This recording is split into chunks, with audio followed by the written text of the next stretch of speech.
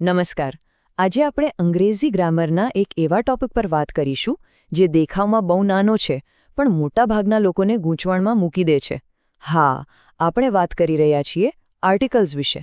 હવે જુઓ, આ ત્રણ સાવ નાના શબ્દો છે, એ, એન અને ધ. લાગે એકદમ સહેલા, પણ સાચું કહું તો ક્યારે કયો વાપરવો કે પછી ક્યારે કોઈ પણ ના વાપરવો એ સમજવામાં જ મોટાભાગના લોકો ગૂંચવાઈ જાય છે. તો ચાલો આજે આખી ગૂંચવણ જ દૂર કરી દઈએ. આપણે સ્ટેપ બાય સ્ટેપ આગળ વધીશું. પહેલાં સમજીશું કે આ આર્ટિકલની ગૂંચવણ છે શું, પછી એ અને એનનો સૌથી અગત્યનો નિયમ જોઈશું, ધનો ઉપયોગ ક્યારે કરવો એ શીખીશું અને છેલ્લે ક્યારે કોઈ પણ આર્ટિકલ ન વાપરવો એ પણ જાણીશું. આના અંત સુધીમાં બધું જ સ્પષ્ટ થઈ જશે. ચાલો શરૂઆત કરીએ એકદમ બેઝિક વાતથી કે આખરે આ આર્ટિકલ્સ છે શું અને અંગ્રેજી ભાષામાં એમનું કામ શું છે. સરળ ભાષામાં કહીએ તો આર્ટિકલ્સ એવા નાના શબ્દો છે જે કોઈ પણ નામ એટલે કે નાઉનની આગળ લાગે છે. એમનું કામ એ નાઉન વિશે થોડી વધારે માહિતી આપવાનું છે, ખાસ કરીને એ બતાવવાનું કે આપણે કોઈ સામાન્ય વસ્તુની વાત કરી રહ્યા છીએ કે કોઈ ચોક્કસ વસ્તુની. તો મુખ્યત્વે આર્ટિકલ્સને બે ભાગમાં વહેંચી શકાય. એક છે અનિશ્ચિત એટલે કે ઇનડેફિનિટ, જેમાં એ અને એન આવે છે, અને બીજો છે નિશ્ચિત એટલે કે ડેફિનિટ, જેમાં ધ આવે છે. એક સામાન્ય માટે છે અને બીજો ખાસ માટે. ચાલો હવે આને વધુ ઊંડાણમાં સમજીએ. તો સૌથી પહેલાં આપણે વાત કરીશું એ અને એનની. આ બંનેને સમજવા માટે ફક્ત એક અને માત્ર એક જ નિયમ યાદ રાખવાનો છે. અને એ નિયમ એ છે કે આ બંનેનો ઉપયોગ શબ્દના સ્પેલિંગ પર નહીં, પણ એના ઉચ્ચારણ, એના સાઉન્ડ પર આધાર રાખે છે. આ વાત મગજમાં બરાબર બેસાડી દેજો. સ્પેલિંગ ભૂલી જાઓ, ફક્ત અવાજ પર ધ્યાન આપો. જુઓ, આ વાતને અહીં કેટલી સરસ રીતે સમજાવી છે. આપણે સ્કૂલમાં શીખ્યા કે સ્વર એટલે એ, ઈ, આઈ, ઓ, યુ. પણ અહીં આપણે અક્ષરો પર નહીં, પણ એના ધ્વનિ પર ધ્યાન આપવાનું છે. એટલે કે અ, એ, ઈ જેવા અવાજો પર. તો નિયમ સીધો છે. જો કોઈ શબ્દનો ઉચ્ચાર સ્વરના ધ્વનિથી શરૂ થાય તો તેની આગળ એન આવે. જેમ કે એપલ, એનો ઉચ્ચાર એથી થાય છે, એટલે આપણે કહીશું એન એપલ. એ જ રીતે એન ઈગલ, એન અમ્બ્રેલા. અને એનાથી ઉલટું, જો શબ્દનો ઉચ્ચાર વ્યંજનના ધ્વનિથી શરૂ થતો હોય તો તેની આગળ એ લાગશે. જેમ કે કેટનો ઉચ્ચાર કથી થાય છે, એટલે અ કેટ. એ જ રીતે અ ડોક્ટર અને અ બ્લુ શર્ટ. એકદમ સિમ્પલ. પણ ખરી મજા તો હવે આવશે. કેટલાક શબ્દો એવા છે જે થોડી ગૂંચવણ પેદા કરી શકે છે, ખાસ કરીને એવા શબ્દો જે એચ કે યુ જેવા અક્ષરોથી શરૂ થતા હોય. અહીં જ પેલો સાઉન્ડવાળો નિયમ ખરેખર કામમાં આવે છે. જેમ કે આ ઉદાહરણ જુઓ, ઓનેસ્ટ મેન. હવે ઓનેસ્ટ શબ્દ એચથી શરૂ થાય છે, જે તો વ્યંજન છે, પણ આપણે એને હોનેસ્ટ નથી બોલતા. આપણે બોલીએ છીએ ઓનેસ્ટ.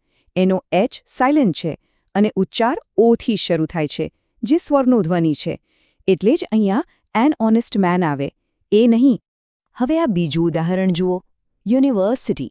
અહીંયા શબ્દ યુથી શરૂ થાય છે, જે તો સ્વર છે, પણ એનો ઉચ્ચાર શું છે? યુનિવર્સિટી. યથી શરૂ થાય છે અને ય એ વ્યંજનનો ધ્વનિ છે, એટલે આપણે કહીશું એ યુનિવર્સિટી, એન નહીં. જોયું, બધો ખેલ સાઉન્ડનો છે. સારું, તો એ અને એન તો સમજાઈ ગયું. હવે વાત કરીએ આપણા ત્રીજા અને સૌથી ખાસ આર્ટિકલ દની. આનો ઉપયોગ ક્યારે અને ક્યાં કરવો ચાલો જોઈએ. દનો ઉપયોગ ત્યારે થાય છે જ્યારે આપણે કોઈ ચોક્કસ એટલે કે સ્પેસિફિક વસ્તુની વાત કરતા હોઈએ, જેના વિશે બોલનાર અને સાંભળનાર બંને જાણતા હોય.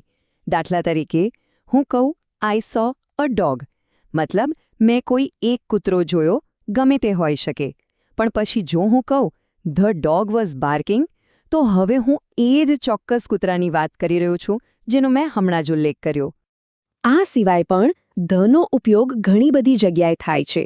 જેમ કે દુનિયામાં જે વસ્તુઓ એક જ છે એમની આગળ, જેમ કે ધ સન, ધ મૂન. સુપરલેટિવ્સ એટલે કે સૌથી શ્રેષ્ઠ બતાવતા શબ્દોની આગળ, જેમ કે ધ ટોલેસ્ટ, ધ બેસ્ટ. દિશાઓ, સંગીતના સાધનો અને પ્રખ્યાત ઇમારતોના નામની આગળ પણ ધ વપરાય છે. હા, પણ આનો એક બહુ જ રસપ્રદ અપવાદ પણ છે. સામાન્ય રીતે આપણે કોઈ વ્યક્તિના નામની આગળ ધ નથી લગાવતા, પણ જ્યારે આપણે કોઈ વ્યક્તિની સરખામણી કોઈ મહાન વ્યક્તિ સાથે કરતા હોઈએ ત્યારે ધનો ઉપયોગ થાય છે. જેમ કે Kalidas is the Shakespeare of India. અહીં આપણે શેક્સપિયર નામના વ્યક્તિની નહીં પણ એમના જેવા ગુણોની વાત કરી રહ્યા છીએ. તો આપણે એ, એન અને ધ વિશે તો જાણી લીધું, પણ અંગ્રેજીમાં ક્યારેક સાચો જવાબ એ હોય છે કે કોઈ પણ આર્ટિકલનો ઉપયોગ જ ન કરવો. આને કહેવાય છે ઝીરો આર્ટિકલ. ચાલો એને સમજીએ. જી હા, આ વાત સાચી છે. ઘણીવાર આપણે આર્ટિકલ લગાવીને ભૂલ કરી બેસીએ છીએ, જ્યારે ખરેખર ત્યાં કોઈ આર્ટિકલની જરૂર જ નથી હોતી. આ નિયમ જાણવો પણ એટલો જ જરૂરી છે. તો ક્યારે આર્ટિકલ ન વાપરવો? સામાન્ય રીતે જ્યારે આપણે કોઈ બહુવચન નામની વાત સામાન્ય અર્થમાં કરતા હોઈએ, જેમ કે ડોગ્સ આર ફ્રેન્ડલી, અહીં આપણે દુનિયાના બધા કૂતરાઓની વાત કરી રહ્યા છીએ. એવી જ રીતે જે વસ્તુઓ ગણી ન શકાય, જેમ કે મિલ્ક, વોટર, ઇન્ફોર્મેશન, એમની આગળ પણ આર્ટિકલ નથી લાગતો. અને મોટાભાગના વ્યક્તિગત નામો કે દેશોના નામની આગળ પણ આર્ટિકલ નથી આવતો. તો અત્યાર સુધી આપણે જે પણ શીખ્યા એનું સારાંશ આ ટેબલમાં છે. એ અને એનનો નિયમ સાઉન્ડ પર છે. ધનો ઉપયોગ ચોક્કસ વસ્તુઓ માટે થાય છે અને ઝીરો આર્ટિકલ સામાન્ય બહુવચન, અગણિત વસ્તુઓ અને નામો માટે વપરાય છે. આને તમે એક ક્વિક રેફરન્સ તરીકે વાપરી શકો છો. તો ચાલો આ બધી સમજને એક છેલ્લા પડકાર સાથે ચકાસીએ. આ વાક્યમાં ખાલી જગ્યામાં શું આવશે? She is reading dash interesting book. વિચારો. સાચો જવાબ છે એન. કેમ? કારણ કે ઇન્ટરેસ્ટિંગ શબ્દનો ઉચ્ચાર સ્વરના ધ્વનિ ઈ થી શરૂ થાય છે. આશા છે કે હવે આર્ટિકલ્સ વિશેની તમારી બધી ગૂંચવણ દૂર થઈ ગઈ હશે.